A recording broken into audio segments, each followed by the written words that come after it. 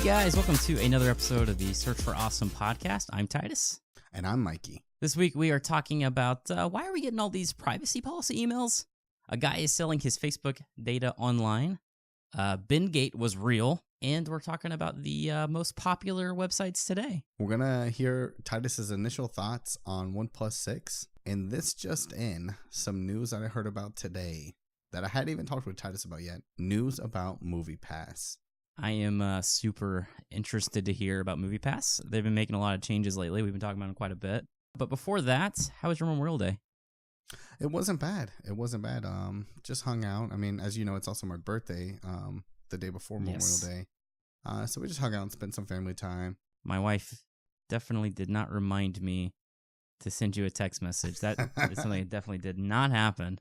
So it's fine. I know you don't care about me. I get it. But I got big news. What's going on, MoviePass? Guess what happened? No, I got bigger news than that. Guess what happened today? What's that? I just went under contract for our first house. What? In Georgia? You're moving back?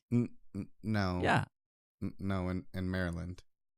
We're actually buying a house in Maryland. Why is that good news then? I'm just kidding. I'm happy for you. I know that has been, you've been looking at a lot of houses. Yeah. I sent you a nice one in Georgia. Did you not consider it? Or? Unfortunately, see the way my job works, that's quite a commute. Well, yeah. All right, so you've been teasing me with this. What's going on with MoviePass? I haven't heard anything about this. So let's jump into it. Let me pull my notes up here. All right, so I got this information from Gizmodo. I'm sure there's several other people talking about it, but that's where I got the information from. So we already know that their parent company is low on funds. I mean, really bad. They're using $21.7 million a month to fuel the company. You know, they're relying on this $300 million credit line that they're making on. And you would think they'd be doing everything they can to cut corners, but no, they decided, hey, let's just go buy our own prolific production company and start our own movie studio. I mean, because why not? You know, when you're struggling with money, why not try and just spend more money? Makes so much sense. They combined with Emmett Furla Oasis Films, EFO. I don't know who that is. I'm sure they're a big thing. I don't follow that whole realm, but they're combining with them and they're making their own movie studio. They've got a lot of stuff in the works. The MoviePass CEO Mitch Lowe told Variety, "This signals our long-term commitment to the movie business. We're here for the long haul." I definitely Is that right? I definitely agree that it confirms their commitment and that they're in this for the long haul. I just don't know if the long haul is going to be as long as they want it to be. I don't know. I mean, for me, they're actually making waves. It kind of excites me. I feel like I kind of want to root for them. I want them to succeed in this. Okay, so the last bit of news, if you guys don't remember, is basically the CEO said they have 17 months of funds left to run the business, but it wasn't actual funds. It was them, basically, they had an equity credit line. So it was them going into more debt. So basically, they just cut that 17 months in half or something. I don't know how much they paid for this company to be a part of it, but... And that's the thing. It's an undisclosed amount. They didn't release that information. So who knows? I mean, they could have got it for like pennies to the dollar. I don't know. I'll be honest, dude. I literally was this close because the stock is so cheap right now. It was like 40 cents per share. I was this close to being like, let me just get like 100 shares and just, it's $40. If it goes poof, then terrible. If it's worth $100 later, that's a lot of money. So I don't know. I think we should do it. We should do it immediately because now that we post this, other people are going to be like, you know what? That's a good idea. Yeah, I'm sure that's what people are going to think. All right, next up, why are we getting all these privacy policy emails? Mikey, I've gotten a million of these things. Have you gotten a lot? I've gotten so many, I can't even keep count. Companies that I didn't even realize I was affiliated with anymore. Exactly, yes. I was like, my goodness. It's kind of crazy, and you've probably gotten a bunch of these emails or like app notifications, or if you go on a website, you might see like a big pop-up at the bottom, but they don't want to block the content, but they want you to know their privacy policy has been updated. Here's what is going on. I kind of knew some of the stuff was happening, but I didn't know all the details, so here is all the details as I understand it. And it is from a Washington Post article. I will link in the show notes. The EU, or the European Union, so this is not American, this is a European thing going on is getting strict about data collection and thinks people should have power over their own data, which that's awesome. I think they totally should. Companies are making money off of it. It's something that really should belong to you, Mikey, and to me. It's information about me. Why shouldn't it belong to myself? Anyway, so they're getting more strict about it, and it's kind of crazy how society is changing, because for a while, I don't think we valued data whatsoever, and now it's like everybody wants data. Like, that's like the name of the game nowadays. And like, if you have a startup and there's not the word data in like as part of the plan, then like you're not going to get funded. But anyway, basically they're requiring companies to be explicit in their efforts to seek consent from the consumers before collecting their personal data. So they are having to be very clear about what kind of data they're collecting from people, is how I read that. And they're also having to give consumers easy access to their own data, and they should be able to delete their data if the customer requests it. If a data breach is discovered, they have, if I remember right, 72 hours to disclose it. They cannot keep it quiet if they find out about it. This is European rule, so if a business does any business in Europe, then they have to update their privacy policy. And a lot of these policies seem to be coming over the shores to the United States as well. That's why we're all getting these updates. Anyway, here's the kicker, though. Failure to comply means heavy fines, and these are unbelievably heavy fines, by the way. $23 million, or 4% of a company's annual global revenue, whichever's higher. Goodness gracious. So that's why all these companies are going nuts and trying to get all this stuff together. That's global revenue, so it's not just whatever they're making in Europe. They're hitting them with whatever they make worldwide, so everywhere. That's huge. Yes. Yeah, and it kind of seems a little weird to me that they're making profits off of things that isn't affected by their country or whatever, but that's how they're doing it. And, I guess if you can get away with it, why not? But what's interesting is a number of U.S.-based news sites, the Los Angeles Times, the Chicago Tribune, Baltimore Sun, and others, have basically gone offline as far as the European people are. So basically, if you're in Europe and you try to go to these sites, it basically says, nope, we no longer serve you. They can't even access the sites because they don't want to deal with all the stuff that all this has to deal with. All these different sites are actually connected in some way, I do believe, but like they have the same parent company. But right now they're just like, you know what, we're just flipping the switch off and maybe we'll come back. Even though I think it's kind of crazy what all they're doing, I think it's kind of great, man. I think it's good. You're giving power back to the people. It's your data. And like, think about data breaches and stuff like that. If I had the power to delete my data where I didn't want it, then data breach, like, it's not as scary. Like, it's really scary when I got an email saying that my Yahoo, I always get made fun of for the way I say that, email got hacked when I haven't used it in like 5 years. Like, why can't I just delete all the information Yahoo has on me or whatever? So it gets you back the power. I think it's a good thing. No, I mean, I definitely have to agree, because I got several emails from different companies, about their policy changes because of this, that some of them I don't even remember ever dealing with. And then two, some of them that I haven't dealt with in like 8+ years. So it's nuts. Yeah. And so my thought is like, why do they still even have my data? They have enough data on me when I haven't even been to their website in years to be able to include me in this. You know what I'm saying? Like, I understand they may just have my email and like my name and stuff, but I don't know what they have. Yeah, and now with these new rules, assuming that they apply them to the United States as well as to the European customers, you should have the power to delete data where you want to. But that does require like effort and stuff, so we probably still won't do it. Yeah. Yeah. But on that note, I thought it was funny. I saw this article on this website called Motherboard. I guess it's a site ran by Vice. This guy listed all of his Facebook data on eBay for sale, starting at 99 cents. This was great. So this is what the guy said that is selling his Facebook data on eBay. I realized that I had been selling my data for free for ages, and I decided it was time to cash in. So he basically downloaded all of his Facebook data, and he put it online to the highest bidder. I tried to find a listing for it. I couldn't find it, but this article I found said that when they last posted, 43 bidders had bid, and it's about $385. And he said that he's going to pledge the money. I think he's going to give it to some kind of organization.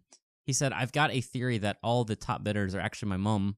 I guess he's British. My mom looking to teach me a hard lesson about life. And then he also did forbidden people to steal his identity and open a sweatshop. So that's part of the. Anyway, I thought that was pretty great. All right, so next up, Bendgate was real. Now, if you don't remember Bendgate, this was about 2 years ago, whenever the iPhone 6 came out. The iPhone 6 Plus apparently had an issue where if it was in people's pockets and it did not have a case or something on it, the metal of the chassis or whatever would bend. And people started reporting this. Unbox Therapy, before he became the massive 10 million plus subscriber YouTube channel, did a video about this. This is like before he's a million subscribers. And he just basically took the phone and bent it with his bare hands just to show how easy this was to do.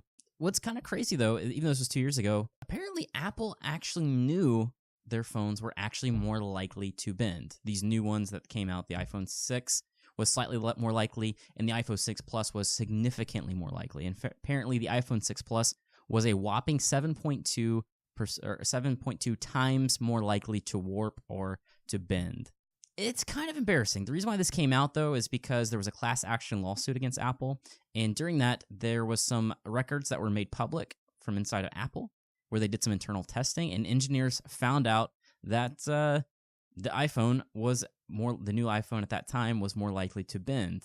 And at the time when it got discovered that it was bending, they kind of acted like, oh, I don't know. What you mean? What are you talking about? Oh, this is a very small amount of people. You know, first of all, I want to point out that, like, when we first started talking about this, I'm sitting here thinking, like, because, you know, I forgot all about this. So I'm sitting here thinking, wait, what do you mean they knew? Like, of course they knew because it was happening.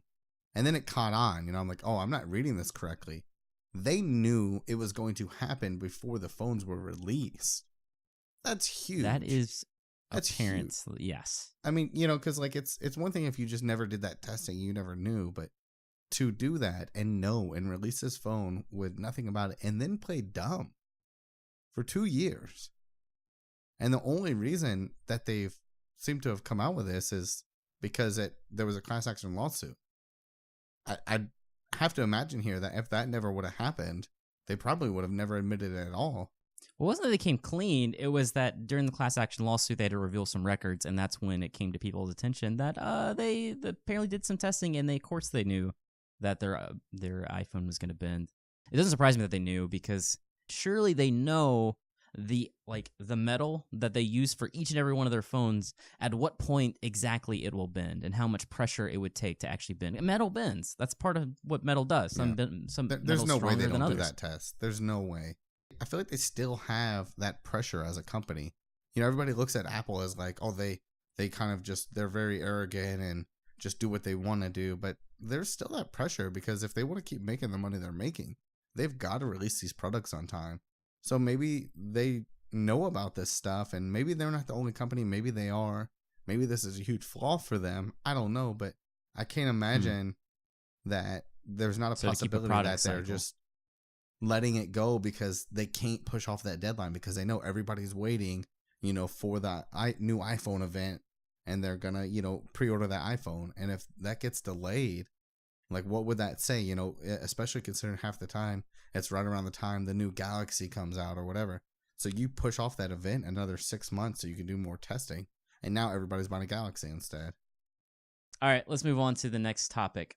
All right, so I saw this on Reddit pop up, and there's this website called, it's actually Alexa. It's like Amazon Alexa, I guess, but they basically rank the top sites, like the most visited sites in different countries and around the world. Now, this is websites, not apps.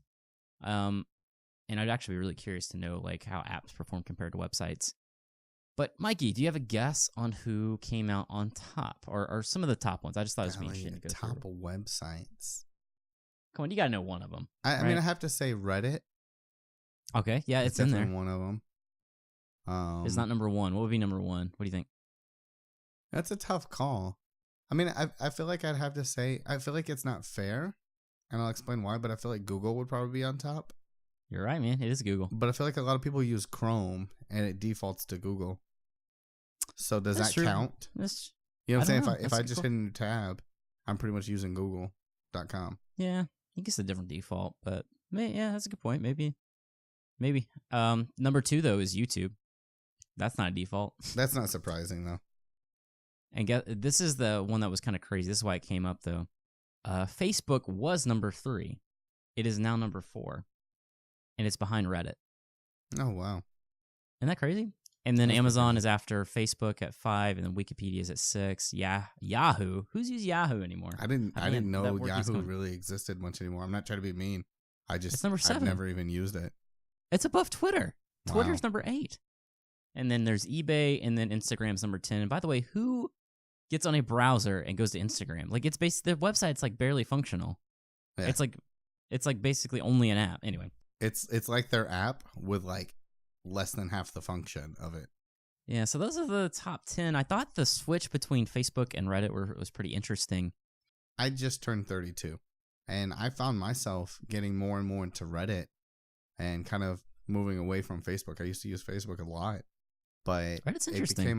It became a situation where, like, you know, like say like with yo-yos that I've got into recently. If I want to talk to people about yo-yos, I can post something on Facebook, but then I've got to hope that someone on my friends list actually cares about yo-yos. Otherwise, everyone just looks at me like I'm an idiot. But I can go over to Reddit and I can find an actual subreddit about yo-yos and can talk to them all day long about it. But yeah, if you can find the right group, man, there's a lot of interesting stuff. But I will say, be careful about posting things on Reddit because people are not as kind if they don't like what you like. So that's burned me before. I thought it would be a great idea, Mikey, one time to post a video about why I was returning my GoPro and I didn't like it. I remember that. On the GoPro Reddit. I thought all these people are super passionate about GoPros. You know, it'd be really informative to them is to show them why I don't like this GoPro. They did not find it informative. No, I was worried that you were gonna have to like start peeking out your windows before you left the house. They were not happy. No, I got pretty baked on that one, man. They were not very friendly. And like it was funny, like within a minute of me posting it, I was getting ugly comments. So like I know they didn't watch the full video. Like just the premise they didn't like. Anyway. All right, guys, quickly, the last thing I want to do is warn you about something that you should be aware of. And the FBI says that Russians hacked hundreds of thousands of home and office routers. So you might want to do something about that. It's actually funny. My wife, Leslie, told me about this before anyone else did. And she said to me, maybe we should unplug our router, Russians. Have you heard about this? Dude, I was dying. I just thought it was the funniest thing. I would love for her to be like a news anchor and be like, in other news, Apple, Obamacare, squirrels. Have you heard about that, Mikey? Have you? Yeah, I can totally see her doing it too. She would be so lost. She would literally get started talking about something like Apple, and next thing you know, you're talking about socks and the way they package them. I don't know. Okay, one podcast we need to do, and definitely I want to hear you guys' opinion on this, but we should have Leslie give all the news to us.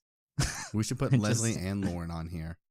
Oh, that'd be great. And they just do the podcast. And we'll just sit here, and they'll give the news, and then we'll just have a good time. Yeah. So anyway, the FBI warned on Friday that Russian computers hacked a lot of home and office routers. So you need to go do something about it because your router may have been impacted.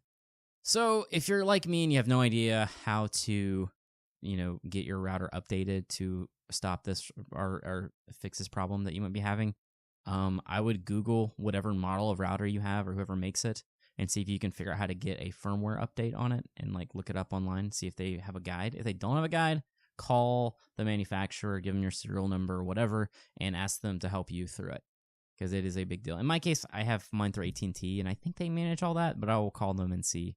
I don't really know how that works either. So I always hate getting these alerts and it's like, what am I supposed to do? Like that sounds horrifying, but I have no idea what to do. Yeah, So, you're like, I should totally be proactive about this. And then you just sit there. Why don't you tell us about your OnePlus 6 or 3? I'm not sure what you bought because you keep telling me OnePlus 3. every time I tell you like, hey, it's coming, I would keep texting you. I'd be like, Mikey, it's coming in like 2 days. The OnePlus 3 is coming. So I would always respond back with, okay, but when's the OnePlus 6 coming? Like I did like 2 or 3 times too. And every time you got confused and lost as to what I was talking about. I'm like, you're the one who said it, not me. Yeah, the first time I was confused. The second time I was just like, I'm done. Anyway, this is the I got it to yesterday, and I have been playing with it ever since, and I like it so far, dude. It's pretty awesome. And one of the cool things is it's actually really easy to switch. I haven't switched to Android phone in like 2 years, and they've made it like really easy. Like I bumped the two phones together. This is my old phone. I bumped them together, and like it transferred all the stuff, and it was pretty awesome. It's really fast. It's got a million ways to unlock it. It's really lightweight. The notch isn't bugging me. I thought it would bug me, but they have it really well designed. It only includes the notches and apps that you approve it to. It will just black out the notch if you go into landscape mode. And otherwise, it just puts all your notifications and stuff. It's pretty awesome. I told you would like it, though, didn't I? Dude, I did. I like it a lot. But the thing is, I also like my OnePlus 3. And can I brag about OnePlus for a second? I got an update for my phone today, but not this one. Actually, I did get an update for this one. I got an update on my OnePlus 3 today. They're still enhancing this phone. This phone is like almost 2 years old. They added Face Unlock to my old phone. And they added some UI improvements. They even did a security update. They updated some of their apps.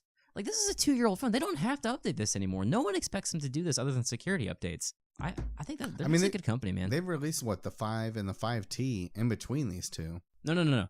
This is the 3. They released the 3T, the 5, and the 5T. Oh, yeah, they did. This is 4 phones ago. This is almost a 2-year-old phone at this point. Like, I don't think anybody would really judge them if they didn't come out with new features for it. That's so cool. I think they're a great company. All right, guys. So one of the things that's coming up is I'm actually working on making my own channel and making some videos on there. I'm going to be doing a couple different things. I'm not really sure what I'm going to do. It's going to be a variety of different stuff. One of the things I am going to be doing is reviewing these headphones. For those of you that are just listening to this podcast, you can't see this box, and I'm not going to open it yet. But you can easily find out about them online. But I'm going to be reviewing them and giving my opinion on it. It's the One Voice. The website is onevoicenyc.com. And it's the number 1, not the spelled out one. But they're the stereo wireless earbuds. What's really special about these is, one, first of all, they were only $30 and they're completely wireless. Now, there's other options that are cheap as well. But what compelled me to these is the earbud style. See, me and Titus actually both use these Bose Sound Sport headphones. Yeah. Because they have such a unique style earbud that feels really comfortable in my ear, especially for me with big ears. The problem is when you get the completely wireless option, they're like $250, $300, somewhere around there. So we'll be doing a review video on that. Dude, I'm excited about your channel. That's awesome. Dude, get in there. And for those of you wondering, my yo-yo problem has really gotten out of hand. I about drove my wife crazy this past week because I bought 2 of the same yo-yo. Why'd you do that? So I could half swap them. So I bought a blue one and a black one. Okay, I didn't know what that meant. And I just saw you on camera, and basically you have half of one attached to half of the other. And so I bought a blue one and a black one, and now I have one that's blue and black, and the other one's blue and black as well now. That's awesome. It's kind of a problem. One thing I do want to tell everyone about, I talked about this a long time ago, but I'm finally going to be launching my video about, actually, by the time you see this, it should be out there, my Xbox One S non-gamer review. This is reviewing the Xbox One S for somebody who isn't interested in gaming, because it actually is a really awesome TV box.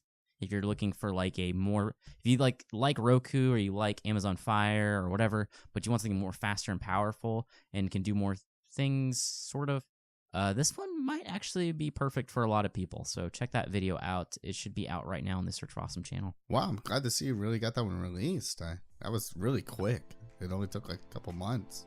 Yeah, that's awesome. You can't rush perfection, Yeah. We'll go with that. All right, guys. We'll catch you guys next time. You guys have a good one. See you later.